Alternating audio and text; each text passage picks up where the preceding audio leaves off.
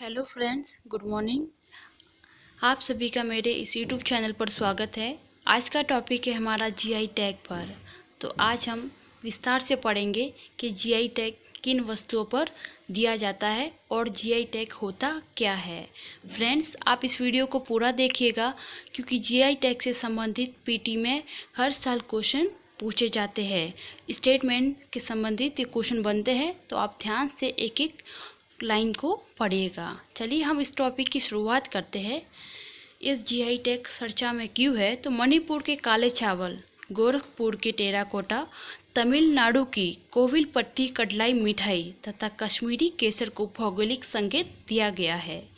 GI tag प्राप्त उत्पादन से जुड़ी कुछ मुख्य बातें, जैसे कि मणिपुर के चावल चाक हाउ। मणिपुर के जो काले चावल है वो अपने स्थानीय रूप से चाक हाउ के नाम से जाना जाता है। इस चावल को अपने आकर्षक रंग और सुगंधित स्वाद के कारण इसकी पहचान अलग ही है। चाक हाउ चावल का जो प्रयोग है वो दवाइयों के रूप में किया जाता है। यह रसेदार भूसी की परत और कच्ची फाइबर सामग्री की उपस्थिति के कारण इस चावल को पकने में 40 से 50 मिनट का समय लगता है। वर्तमान में चाक हाउ की खेती मणिपुर के कुछ हिस्सों में की जाती है। चाक हाउ चावल का काला रंग इसमें पाए जाने एंथोसाइनिन नामक शक्तिशाली प्राकृतिक काले रंग के रंजक के कारण होता है। यह चावल विटामिन ई, फाइबर और प्रोटीन का भी अच्छा स्रोत है। इसका सेवन मधुमेह, उच्च रक्तचाप, उच्च कोलेस्ट्रॉल स्तर, गठिया, एलर्जी, अल्जाइमर और कैंसर जैसे रोगों की रोकथाम और प्रबंधन में सहायक है।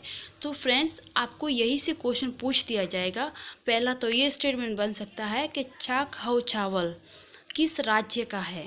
दूसरा, इसके जो इलाज का जो प्रयोग है, तो इसमें कौन कौन से ऐसे रोग है जिससे ये चावल उसमें उपयोग किए जाते हैं।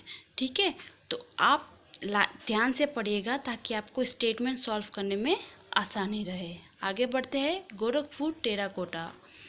तो गोरखपुर के टेराकोटा को जीआई टैग के लिए उत्तर प्रदेश के लक्ष्मी टेराकोटा मूर्तिकला केंद्र द्वारा आवेदन किया गया था। गोरखपुर का टेराकोटा कार्य सदियों पुरानी परंपरागत कला है।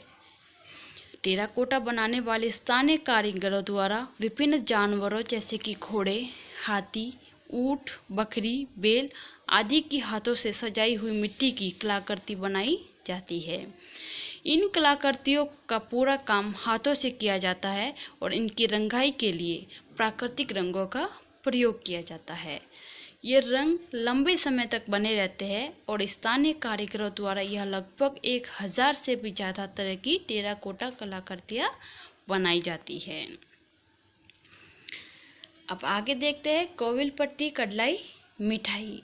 तो ये जो मिठाई है वो तमिलनाडु की प्रसिद्ध मिठाई है। यह एक प्रकार की कैंडी है जो कि मूंगफली और गुड़ से बनाई जाती है।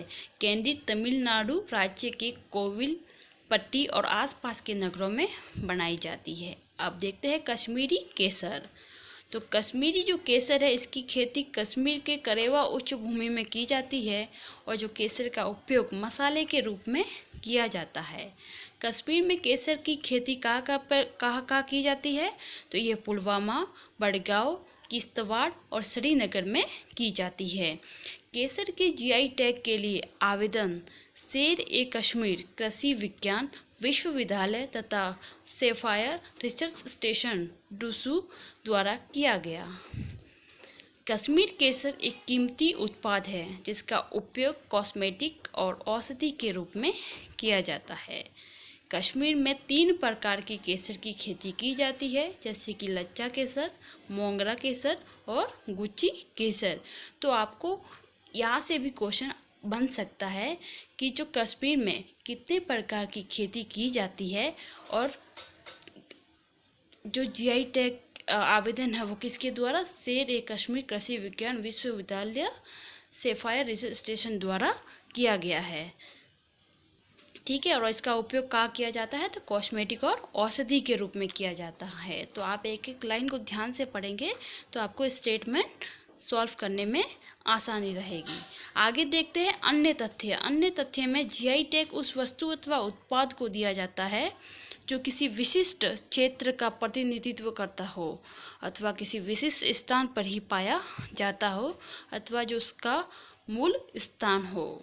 जीआई पंजीकरण 10 वर्ष के लिए वैध होता है। 10 वर्ष के बाद इसको रिन्यू करवाना पड़ता है। भारत में भौगोलिक संकेतकों के लिए वस्तुओं के भौगोलिक चिन्ह पंजीकरण और सुरक्षा अधिनियम 1999 द्वारा पारित किया गया। जीआई टैग प्रदान करने का कार्य वाणिज्यिक एवं उद्योग मंत्रालय के अधीन आंतरिक व्यापार एवं उद्योग संवर्धन विभाग के अंतर्गत किया जाता है।